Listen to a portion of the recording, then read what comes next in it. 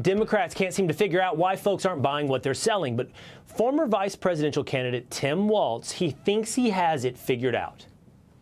I think I scare them a little bit why they spend so much time on it. But no, I'm serious, because I can fix a truck. They know I'm not on this. Yeah. I'm not putting this in people's grill. I don't know if my identity is not hunting.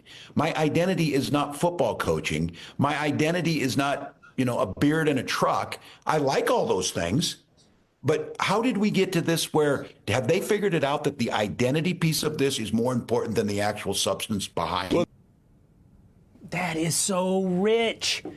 They just spent years telling us that your identity is the most important part of your character, that your skin color precedes exactly your merit or whatever makes up the inside of your soul. So let's see what my next guest thinks. He's the former New Hampshire Republican Governor Chris Sununu, and he's also mulling a bid to flip the Senate seat in that key swing state. Chris, good to see you. First of all, I don't know if you're afraid of Tim Walz, but he says he could whip a lot of people. He could whip you, Chris. Yeah, look, I know Tim. He's a nice man, but I don't know if he knows his identity. I don't know if he knows what he's about. And clearly America doesn't either, which is why they rejected him and Kamala so resoundly. So my sense is we're going to see a lot more Tim Walz clips over the next few years. They'll be pretty funny. So we'll see. God bless him. Governor, good luck, Minnesota. Governor, good luck with that.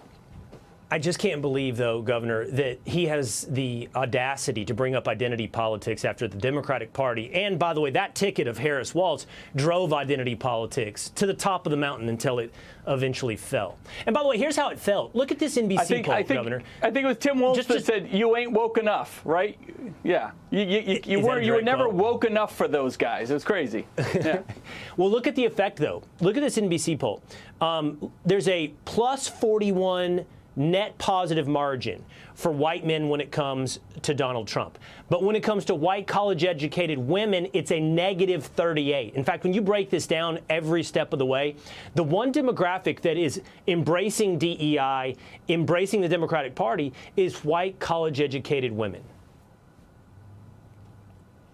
Yeah, look, I'll say this about that stat. I'm focused on the working class Americans that are coming over to the Republicans because they've been kind of used and abused by the Democrat Party, got nothing out of it for decades and decades, and they're finally saying enough is enough. And so when I talk to a lot of folks, whether it's white, college-educated women, they tend to be a little more elitist. They tend to kind of lean to that side. They think that paying taxes is their charitable good cause of the day. But at the end of the day, it's working class Americans that make this country, that built this country, right? And we stand on the shoulders of those families that whether they stood a post in the military or worked in a factory, we stand on the shoulders of them with the benefits that we have in this country. And they've been kind of used politically by the other side. And finally, they're saying enough is enough. And that's why, a year ago, so many of us knew that Trump was going to win this thing because of one key number. It wasn't the national poll number. It was watching both African-American voters and Latino voters move over to the Republican side in numbers that had never been seen before in a presidential race. So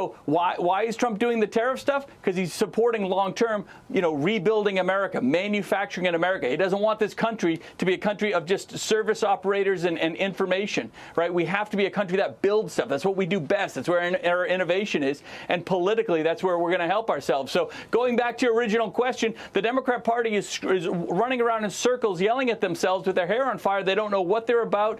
They're going to figure it out eventually. So let's not take that for granted. But I say while the iron is hot, let's strike, let's throw some gasoline on that fire and make sure we're touting the manufacturing working class that makes this that makes this country so great. But one more example of how they're running around trying to figure out who they are. It's not just among the electorate, it's among the leaders as well.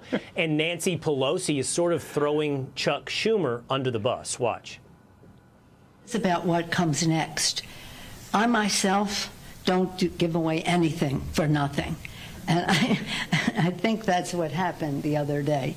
We could have, in my view, perhaps gotten them to agree to a third way, which was a bipartisan CR for 4 weeks, in which we could have had bipartisan legislation to go forward. The entire Democratic Party seems to be lining up right now, not just against Elon Musk and Donald Trump, but Chuck Schumer. Well, they're lining up in front of the bus because one by one, they're all going to throw each other under that bus because it's all a blame game.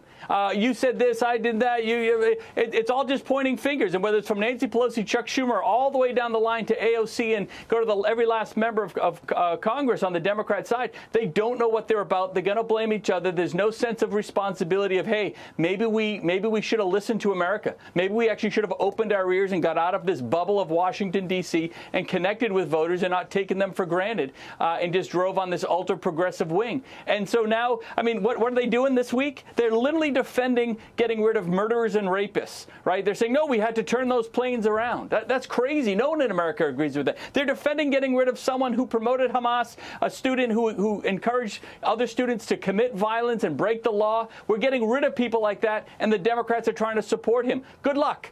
Keep with that. Let's see how far that goes. I think they're just on a merry-go-round of blame. I think 2026 is not going to be a typical midterm. I think there's going to be a ton of opportunity here for Republicans, but we got to find the right candidates and light the fire. We'll see if that opportunity includes you, Governor, if you decide to run for Senate in New Hampshire. Hope you'll let us know here first. Okay. We'll see. That's not encouraging. Yeah, that's not encouraging. Okay. Thank you, Governor. Appreciate your time.